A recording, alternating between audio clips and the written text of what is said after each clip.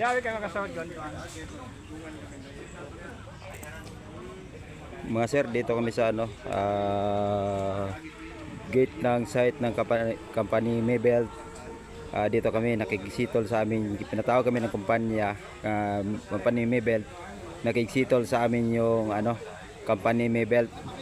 Kaya pinuntahan namin, naantay namin dito muna kami sa labas. Naantay namin na mamaya mag-usap-usap kami. Sana masitol ito.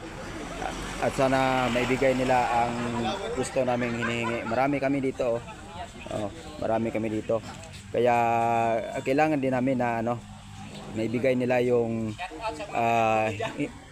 hinihingi namin na 13-month pay at isa pa kung ano ang binibigay namin, sana maitugon nila. Shout out sa mga sa mga kasama ko. Maraming salamat. We love you. Luzon, Visayas, Mindanao, sana po patuloy mo kaming proteksyon suportahan sa aming video. Thank you.